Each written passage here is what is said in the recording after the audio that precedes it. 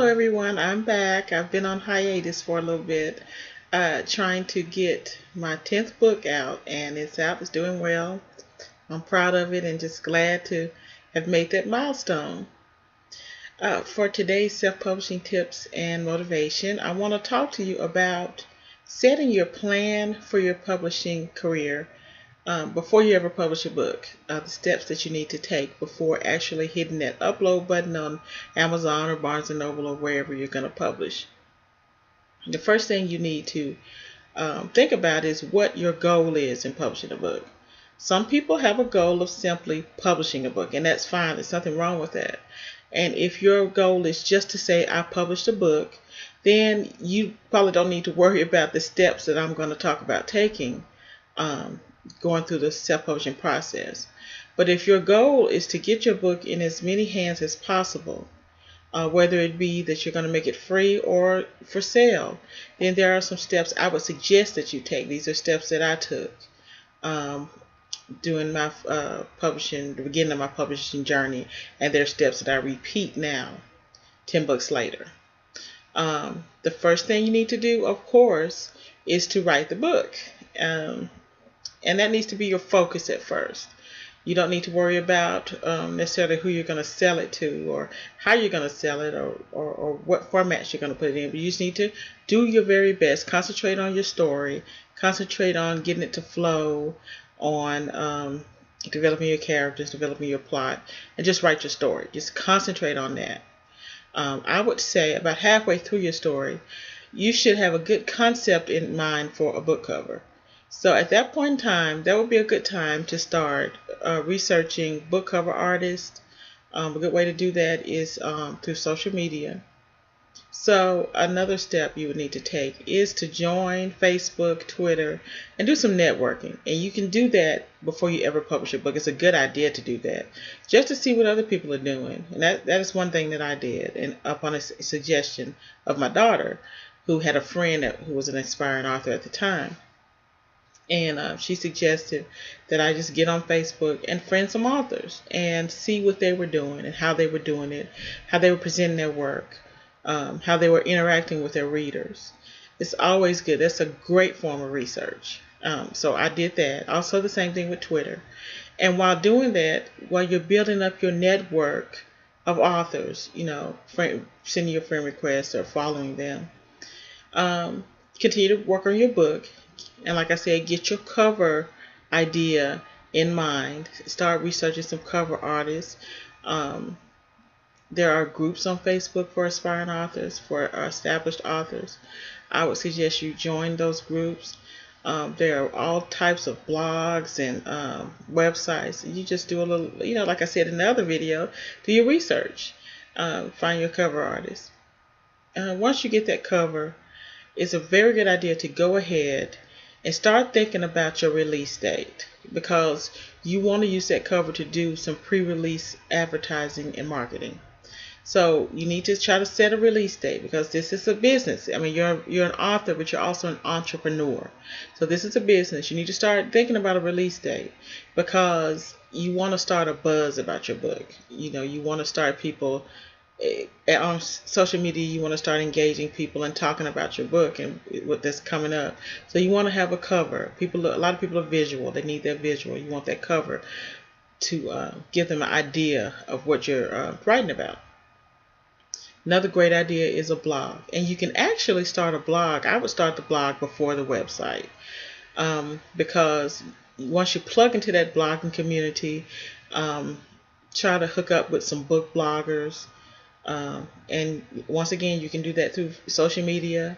You can search book blogger on Twitter and find some, follow them, and just see what other authors are talking about, or what the book bloggers are talking about, what's trending right now. And you can make some good networking and contacts that way.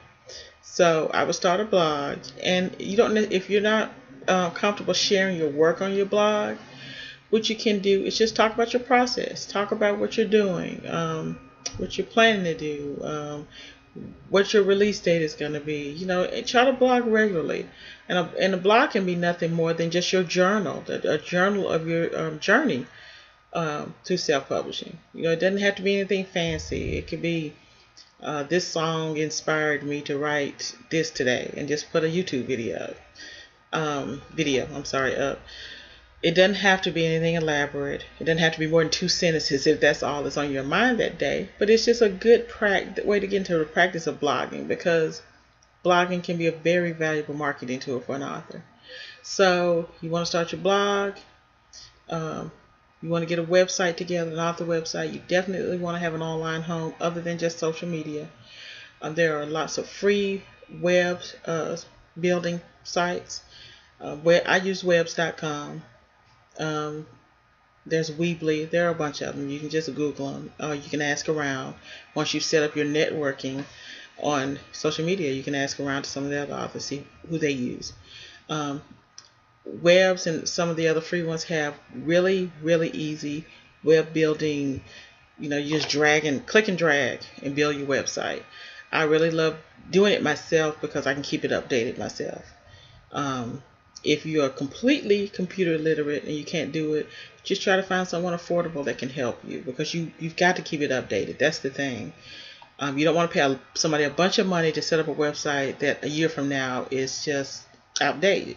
You've got other stuff going on, and none of it is on your website. You can get websites. My website and blog are connected. My blog is on my website. That's a good idea. Or you can do WordPress blog. You can do your blog separately. It's totally up to you.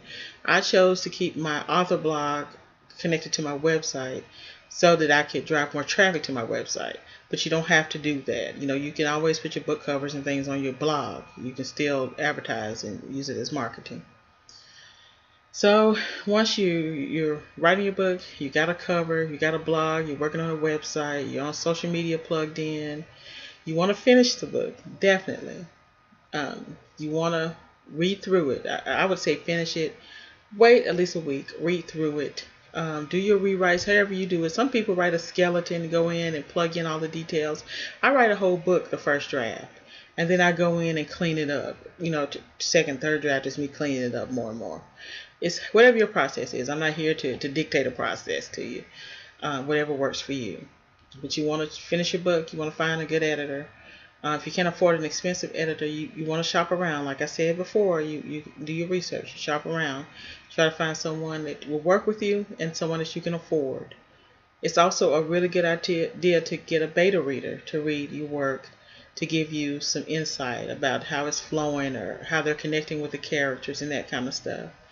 And you can find beta reader groups. I know there's some on Goodreads. A lot of authors will be beta readers for you if they have the time. So everything's kind of going back to that networking on social media. It's just invaluable to get a network, get into a network of authors to help you on a lot of things. Just you can learn so much from established authors. And even from aspiring authors who have had some experiences that you need to know about. So once you've gotten all that done, that's when you need to go ahead and research the publishing platforms, the Kindle, the Nook, the Kobo, Smashwords if you want to go that route. I use CreateSpace for my paperbacks. Now, a lot of people have shied away from CreateSpace because they tell me they're afraid that the books wouldn't look professional. I can tell you that the books look great through CreateSpace. I love CreateSpace. They don't require you to buy books in bulk. I have had an easy time dealing with them. My royalty, I'm satisfied with my royalty. But like I said, what works for you works for you.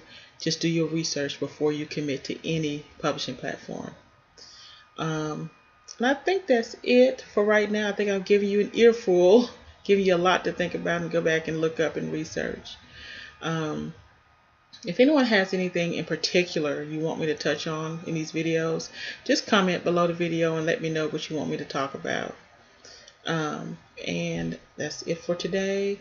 And my motivation for you would be write the book. Get the book written. And everything else will fall into place. Until later, be blessed.